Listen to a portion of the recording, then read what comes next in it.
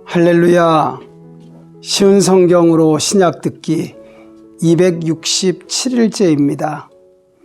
오늘은 데살로니가 전서 4장부터 5장에 이어 데살로니가 후서 1장부터 3장까지 들으시겠습니다. 데살로니가 전서 4장은 성도의 합당한 삶과 예수님의 재림에 대한 교훈입니다.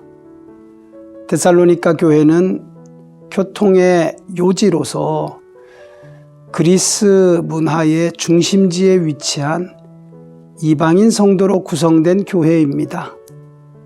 바울은 당시 극도로 타락한 성적 부패와 음란에 오염되어 살던 데살로니가 교인들을 향해 하나님께서 성령을 마음에 부어주셨으므로 부르신 뜻에 합당하도록 거룩한 삶을 살 것을 권면합니다.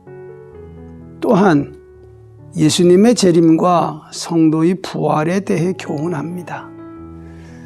5장은 재림의 정확한 시기에 대해 예수님께서 밤에 도적같이 사람들이 생각하지 않을 때 호련히 오실 것으로 항상 깨어 근신하며 예비하라고 권하면서 평강의 하나님께서 예수님 재림의 날까지 성도들의 영육을 거룩하게 지켜주실 것을 기도합니다.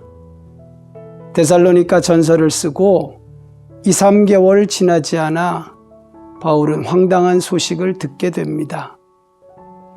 데살로니가 교회가 환난과 핍박에도 굳건한 신앙을 가져 믿음의 진보를 보이고 있지만 재림에 대해서는 데살로니가 전서의 밤에 도적같이 이른다는 말씀을 곡해하여 생업을 포기하고 재림에 대한 진리를 미혹하는 사람들이 생겨나 성령의 직통 계시를 받았다는 사람들도 있고 바울의 다른 편지를 받았다는 허위 사실이 유포되고 있다는 것입니다. 이에 바울은 재림에 대한 바른 교훈을 주기 위해 데살로니가 후서를 썼습니다.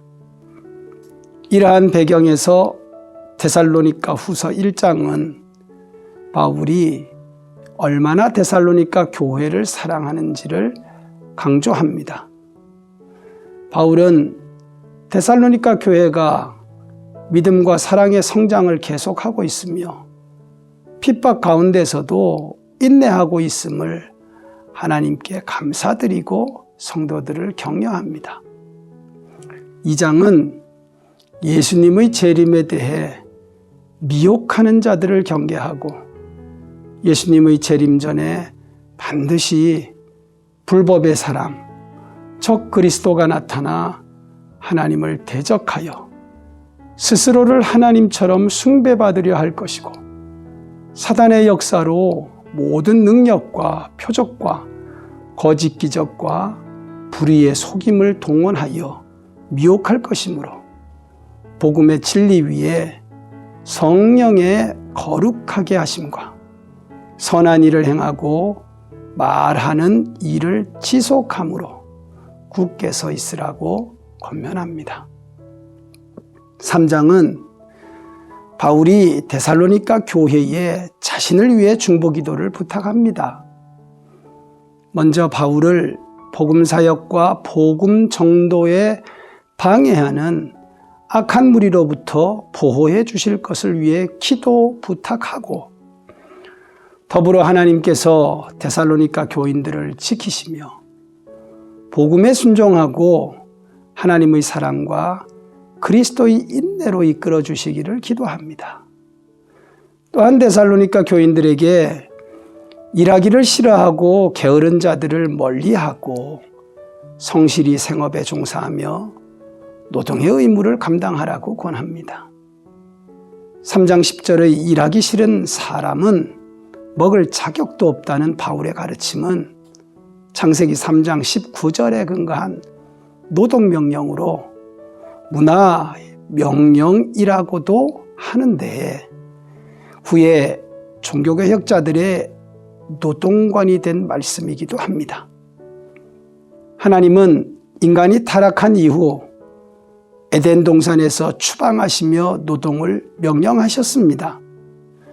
이는 하나님의 보호와 공급이 끊어진 인간에 대한 저주이지만 타락한 인간에 대한 살 길 축복이기도 합니다. 근면한 노동을 통해 살 길이 열렸기 때문입니다. 6일 동안 열심히 일하고 7일째 안식하는 쉼과 회복을 보장해 주셨습니다. 그러므로 성도는 마땅히 성실하게 살아야 합니다.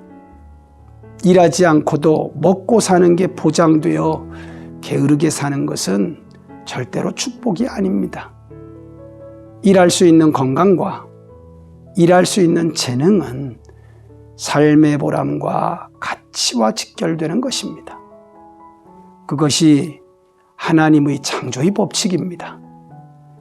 그러므로 성도는 가정과 사회, 교회에서 일꾼의 정체성을 가지고 성실하고 정직하게 일하는 기쁨을 누려야 합니다. 오늘은 재림과 부활의 믿음을 가진 성도의 죽음에 대해 묵상해 봅니다. 죽음은 인간의 실존이지만 보통 사람은 자신은 죽지 않을 것처럼 살아갑니다. 그런데 주변의 갑작스런 죽음을 경험하게 되면 사는 것이 무엇일까 생각하게 되죠. 죽음은 삶의 의미를 생각하게 해줍니다. 데살로니가전서 4장 13절부터 18절 말씀은 장례식 설교에 많이 듣는 말씀입니다. 첫째로 성도의 죽음은 주 안에서 육체가 잠자는 것입니다. 바울은 주 안에서 죽은 자들을 잔다라고 표현했습니다. 성도의 죽음은 예수님 재림하실 때까지 육체가 자는 잠입니다. 우리가 지금 가지고 살아가는 늙고 병드는 육체는 죄로 인해 망가진 육체입니다. 하나님은 아담을 만드실 때 영생하는 존재로 만드셨지만 죄로 인해 우리는 모두 죽게 되었습니다. 우리가 예수님의 재림을 기다리는 것은 죄의 몸을 벗고 완전히 새로워진 하나님의 형상을 닮은 진짜 나의 몸을 입기를 기다리기 때문입니다. 죄로 인해 망가진 우리의 몸을 벗어버리고 하나님께서 뜻하신 진짜 나를 회복하는 것입니다. 그러므로 둘째, 성도의 죽음은 소망이며 기쁨입니다. 바울은 소망 없는 다른 이와 같이 슬퍼하지 말라고 했습니다. 성도는 땅에 소망을 두고 사는 존재가 아닙니다. 우리는 영생을 얻었고 영원한 새하늘과 새 땅을 유업으로 받은 하나님의 자녀입니다. 그러므로 죽음은 진정한 나를 회복하고 내 삶의 모든 가치와 의미를 회복하는 관문입니다. 성도는 죽음을 통해 소망을 이룹니다. 세 번째, 그래서 죽음은 삶의 나침판입니다. 고난의 바다 같은 삶을 살다 보면 망망대해에서 길을 잃은 배처럼 느껴질 때가 있습니다. 그때 성도는 죽음을 통해 삶의 방향과 길을 찾을 수 있습니다. 그래서 죽음은 삶의 나침반입니다. 내 삶이 지금 바른 방향과 길을 가고 있는지 예수님 앞에 서 있는 나를 생각해 보면 답이 나올 것입니다. 착하고 충성된 종이라고 칭찬을 들을 것인지, 악하고 게으른 종이라고 심판을 받을 것인지 한번 생각해 보십시오. 그러면 우리는 삶의 길과 방향을 다시 조정할 수 있게 됩니다. 사랑하는 중앙가족 여러분, 데살로니가 교회 성도들은 극심한 혼란 가운데 예수님의 재림을 기다리며 거룩하고 성실한 삶을 살았습니다.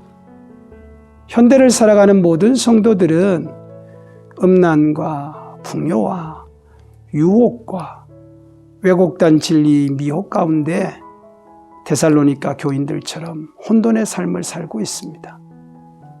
예수님의 재림과 부활의 믿음만이 우리를 진리 가운데 살아가게 하는 힘입니다. 죄로 물든 육체는 나의 진정한 정체성이 아닙니다. 예수님께서 다시 오실 그날, 우리는 부활의 몸으로 변화하여 진정한 나를 찾게 될 것입니다. 그날이 이르도록 항상 믿음으로 거룩하고 성실한 삶을 살아야 합니다. 죽음 앞에 예수님이 기다리고 계십니다. 죽음을 두려워하는 것이 아니라 소망과 기쁨의 삶을 살게 하는 원동력으로 삼으십시오. 오늘도 예수님의 부활 생명으로 승리하는 복된 성도 되시기를 축복합니다. 기도드립니다. 살아계신 하나님, 우리에게 새로운 한 주간을 허락하시고 나에게 열심을 낼 수 있는 은혜의 하루를 또한 허락하시니 감사합니다. 하나님의 마음을 알아 최선을 다해 힘쓰고 수고하는 기쁨의 하루가 되게 하시고 또한 다시 오실 예수님을 준비하며 영적으로도 게으르지 않는 오늘 하루가 되게 하셔서 마침내 기쁨의 날을 맞이하는 축복의 주인공들이 되게 하여 주옵소서. 세월을 낭비하거나 허비하거나 안타깝게 후회하지 아니하도록 오늘 하루도 하나님과 함께 기쁨의 하루를 보내게 하시고 우리에게 남겨진 날마다 최선을 다해 잘했다 칭찬 듣는 충성스러운 삶이 되게 하여 주시기를 예수님의 이름으로 간절히 기도드립니다. 아멘.